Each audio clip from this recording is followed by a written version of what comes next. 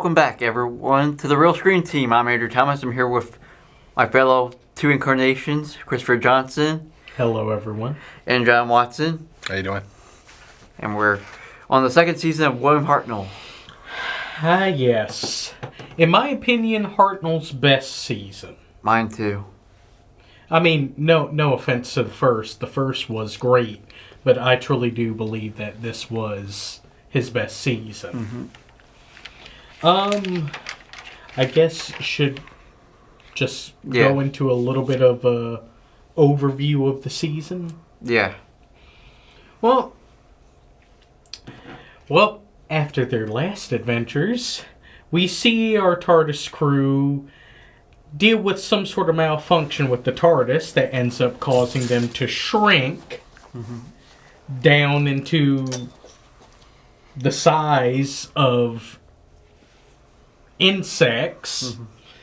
We see them have to deal with the Daleks in the far distant future, where the Daleks have actually taken over Earth. We see them end up going to another planet that kind of desolate, isn't it? A dead planet? Yeah. Where they meet their newest companion. We see them land during the time of the Romans. And pretty much the end of that particular civilization of the Romans. We see them land on a full-on alien planet with full-on actual alien-on-alien conflict. They land... Is it the... Yeah, it was during the Crusades. Well, yeah, they land during the Crusades. We see them land at a very unusual museum that harbors many artifacts throughout the galaxy. We see them once again go into conflict with the Daleks. And during that conflict, meet another new companion. And then we deal with another renegade Time Lord. Yeah, I really like this season. William Hartnell got a lot more character development in the second season. He becomes more gentler, lighter. Especially after losing his granddaughter this season. Yeah. He becomes more lonesome. And then losing Ian and Barbara, he becomes more lonesome again. Even though he does have new companions with him. But he did realize that it was time for them to go on and live their own lives. Yeah. So, it wasn't a bitter exit. Yeah, sure, it was sad, but I think he kind of took it in stride. He understood. And speaking of that, I guess, should we discuss how they left? Yeah. Well, the first one to leave, of course, was Susan. And during the course of events of the Dalek invasion of Earth, she ended up falling in love with a resistance fighter named David Campbell. And whether she, I guess, wanted to or not, she stayed in the 22nd century with David and helped rebuild civilization after the Daleks were defeated. It was a very good episode. Well, very good story for Susan as well. One of my favorite stories. Yeah. Which also led to quite possibly one of the greatest speeches William Hartnell ever said, which was on the cold open. Yeah. And then for Ian and Barbara, after the events of the chase, Another Dalek story. they decided they wanted to return home to London. Unfortunately, they landed in 1965, not 1963 when they left. Mm-hmm. So how they're going to explain a 2-year absence? Mm-hmm. Yeah. But they were finally happy to be back home, finally enjoy married life, and get back to their careers. And then we don't see Ian again till Power of the Doctor. Spoiler alert, warning. True. Which he actually ended up in the Guinness World Book of Records for. Yeah. Longest time portraying the same character. Yeah. World record holder. Yeah. So it was good to see Ian again for the chase. Even though we still don't get a Beatles clip in the American I know. releases. That still angers me. What the heck? I know it's due to legality and copyright, but you all can give them the solid. Really, Apple? Really, EMI? Really, the estates of all 4 Beatles? Really? You couldn't do this one? You couldn't give us this one?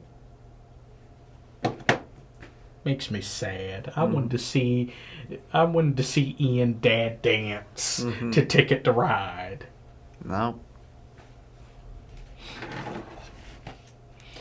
But I guess now we get into our favorite stories. Yep. Mine will be the Daleks' invasion of Earth.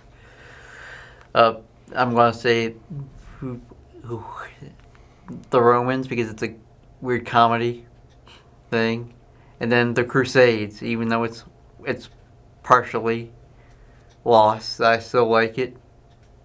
It's a good historical. And it introduces Julian Glover also to the world of Doctor Who before James Bond and Star Wars. Yes, a great use of your Julian Glover. As King Richard. Before Prince John comes and then Robin Hood has to come. Yeah. Mm-hmm. For me, of course, I agree with you with the Dalek invasion of Earth. I also say the Web Planet and the Time Meddler. Now, of course, we all know how great the Dalek invasion of Earth is. I mean, Daleks literally took over Earth. There's a resistance of humans still trying to stop them, while at the same time, some of the Daleks have actually taken over some humans and turned them into Robo-Men. Yeah, pre-Cybermen. That essentially are mindless drones doing their bidding, and sometimes once, I guess it wears off, or it just, they can't take it anymore. Yeah, they just die. Yeah. The Web Planet I love because that's the first time we get to see a full alien on alien conflict. Most of the time we usually just see alien versus, humanoid individuals in conflict, like with the Daleks and the Thalls. But this time we actually get to see, actual aliens, moth people fighting giant ants, and the ants being controlled by this weird, like, jellyfish spider looking thing. Yeah, it's weird. The costumes are really weird. But basically. Very creative. And, of course, the Time Meddler. This is the first time where we actually get to meet another Time Lord. Yeah. And that Time Lord is the true chaotic neutral himself, the Monk. Yeah. Yeah, he's not really doing things for evil or anything. He's just creating chaos because it's fun. He's truly chaotic neutral. He's like, yeah, I'm doing this, but I don't really have any method to it or really anything to gain. I just like chaos. It has a good double act with Hartnell. I would say my 3 are Dalek Invasion of Earth, which I think goes without saying. I mean, that story is just phenomenal. It's probably my favorite Hartnell story of all time, I want to say, maybe. I don't know. It's hard to say, but it's fantastic. The Romans, fun.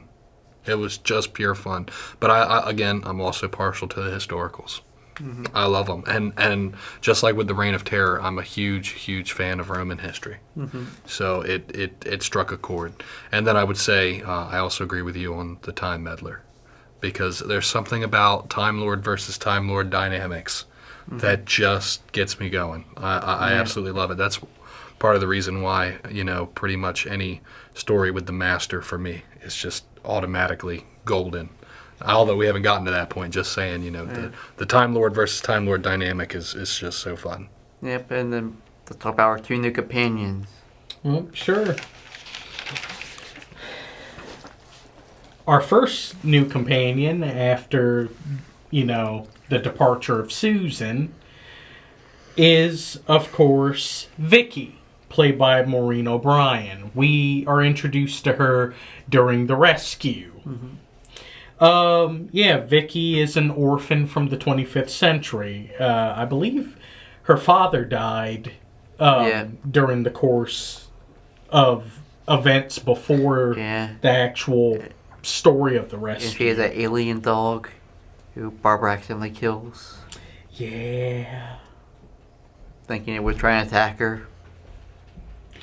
And then, of course, they have to deal with the captain of the ship that is quite possibly the precursor to one of the greatest Batman villains ever, Lord Deathman. Yeah. Seriously, that man legit sounds like how some people make Lord Deathman sound. Yeah, he's all... Or Skeletor. Yeah, all yelling. He sort of pushes Barbara down a cliff. Yeah, he thought he killed her. Yeah. Of course, we already know by his human disguise, trying to keep Vicky there for reasons. Did he ever fully explain his No. reasons? He didn't explain why he decided to keep her there. He explained why he killed the other people. He just didn't explain why he decided to keep her there. Or dress up like some weird monster-looking thing. Yeah. So, the guy he thought she could rely on was the bad guy. Pretty much Scooby-Doo, yeah. And he ends up getting... I do like the badass scene with the doctor realizing, you played poor Vicky all this time. Even though he never interacted with him until that scene. Yep, but he got his in the end. Yeah, by the ones who were still alive. But Vicky replaces Susan for a while as the 4th member of the TARDIS team.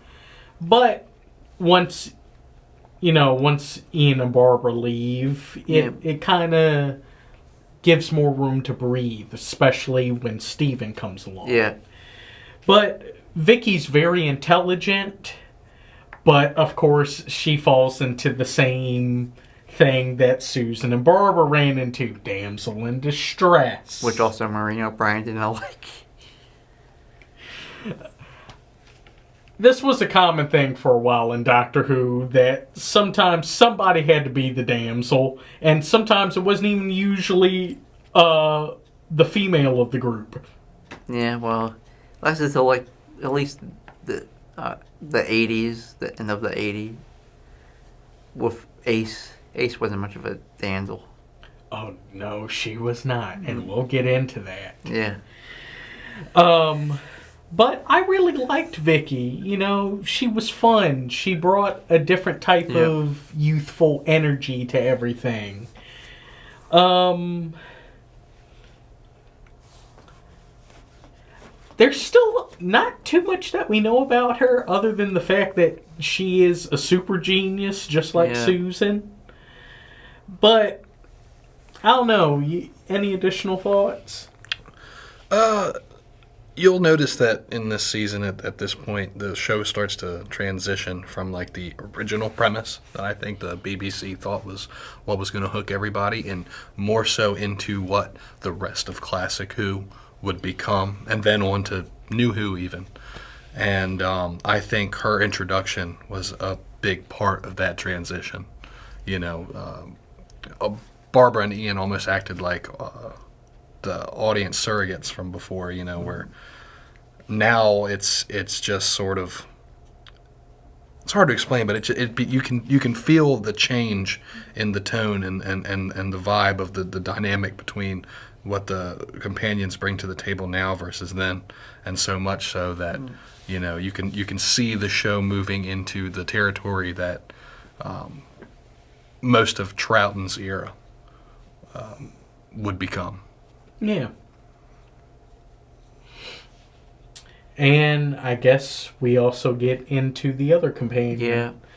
Well, during the course of the chase, where we're dealing with the Daleks, just deciding to nuke time, we also run into another form of... Are they computers? Or are what? They don't really... They're known as the mechanoids. There's an alien race that are pretty much computers. Yeah. Yeah. And they have been holding captive another new companion, Stephen Taylor, played by Peter Purvis. Yeah. Yeah. Stephen is a space pilot from Earth in the distant future. And he essentially takes over Ian's role as the resident fighter of the team. Stephen's a very strong-willed individual. And he has a finely developed sense of right and wrong. Yeah. Although he was optimistic about it being a time machine. Yeah, well, I mean... Yeah. Remember the thing that we're talking about here. Yeah.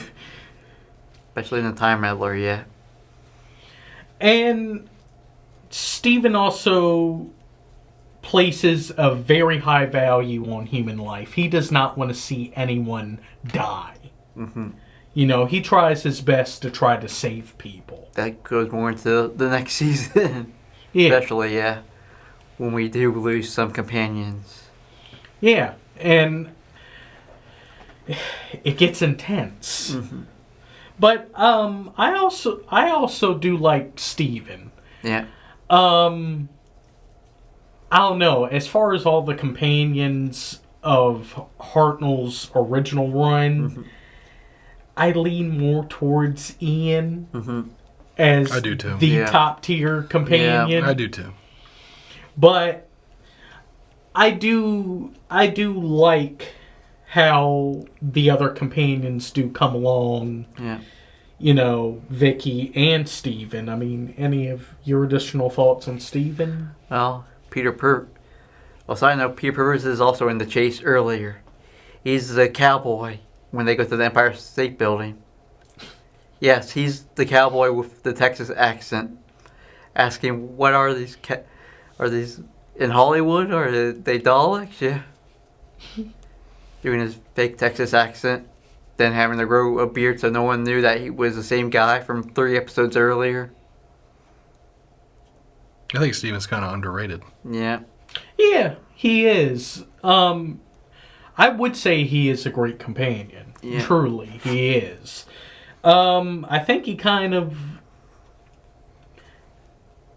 I see him a bit more of the precursor of some companions later on.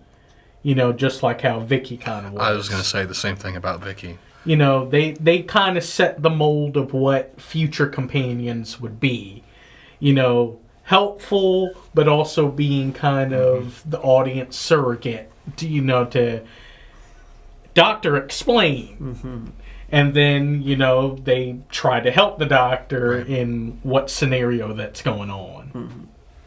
Like I said, this is definitely where you start to see the transition of Who into what it would become for the majority of its run. Yeah.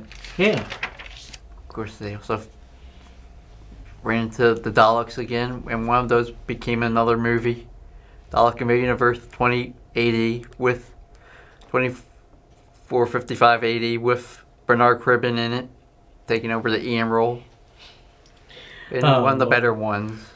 Oh Lord, we're really gonna talk about the Peter Cushing movies. Yeah. I'm gonna sound horribly uneducated right now, but Bernard Cribbins was Ian in the Peter Cushing movie. Well, sort of. What? He was playing a different character. He took over the Ian role from the movie as a different character, yeah. I didn't know Cribbins had history with Who before. Yeah. Before 10. Yeah, that was his. Wow. Yeah, that was his first thing. Yeah, it was the Dalek Invasion of Earth 4580, where he basically plays a police cop who mistakes the TARDIS as actual police box and gets taken with them to the future, which also he gets optimistic. Rest in peace, Bernard Cribbins. Yeah. So that was his first introduction with the Get Daleks until the official canon. And also, rest in peace, Jacqueline Hill. Yeah. You know. Although we will talk about her again in the Fourth Doctor era. She does come back as another character. Yeah, that tends to happen in Doctor Who, that a number of actors just end up playing different characters. Yep, and some of them are characters that get killed too much. That still happens, as a matter of fact. Look at Peter Capaldi. That's one of the funniest examples of that. The man became the Doctor. Well, same thing happened with Colin Baker. Yeah. Yeah. Though there is one thing we do have to bring up that is kind of a sore subject. There were a couple of instances of black and brown face this season. Mm-hmm. Mainly during the Crusades. They had some black actors, but then they also had some white actors in brown face or black face. I wonder if that was due to maybe a lack of availability in black actors, perhaps. Yes. Yeah. Yes. At the time, was. at least, Yeah. And, while not tasteful, I don't think it was done out of a place of... absolute malice. Yeah, I don't think it, Yeah, but it is kind of jarring to see, and... I mean, while I did like the fact that we did see a few black actors, I wish they could have had more. And then, of course, this won't be the end of it because we still get the more around the Tom Baker era. True. Yeah. True. So. Although I will say this was a pretty progressive program for its time, especially behind the scenes and how much diversity there was in the production cast. This is also the final season for our producer Verity Lambert and story editor David Whitaker. They both leave also. Yeah. Two of the most important people to start this whole show. And David Whitaker did actually write the two Dalek movies. He wrote most of additional stuff for the two Dalek movies, yeah. If it wasn't for Verity Lambert, we would not have what we have today. Yeah. Yeah. Her work and how much she put her heart and soul into this project that very little people had faith in at the BBC, which is boggling considering how long it's gone on and how successful it's been for them. It's just she really did great work. Yeah. And later on, did she really see how much she... Yeah, she did. She did a lot of commentaries on the stories that she did, including her final one, The Time Meddler, happened before her passing. So But I hope she took a great deal of pride in... She did, even though she still laughed at how silly the production looks and the costumes, compared to the current series, Well, I think that's also an additional thing we need to discuss, that, sometimes things did kind of look cheap or silly, but that was due to how much money the BBC had, and also the fact that when it comes to classic Who, you kind of have to treat it like theater, where there is kind of And most of it, a bit of suspension of disbelief that you have to come into it, to get fully invested into the story, because there's like some things in theater where you don't actually get to see an outrageous death of a character or things like that. They just do a certain movement that signifies that, oh, they died. mm-hmm. Or, the ending of a major conflict or things like that. Mm-hmm. Suspension of disbelief. Mm-hmm.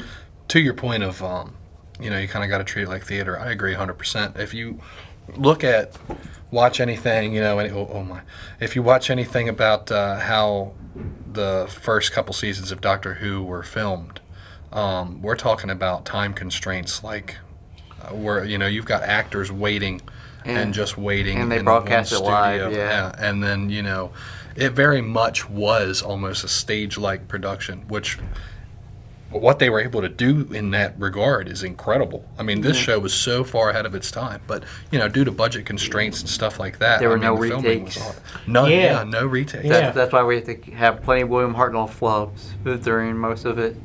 And that one time where the Zarbi, one of the Zarbi, the giant ant, kind of runs into the camera. Mm-hmm. Still impressive work, though. Yes, very much so. And the fact that they had to work their butts off, learning all their lines earlier in the week. Yeah, and, 5 or 6 days a week and then one shot. yeah. Though it's interesting to hear some of the actors later on when they actually watch some of the episodes that they recorded, and it's like this weird moment where they start to remember all of their lines. Mm-hmm.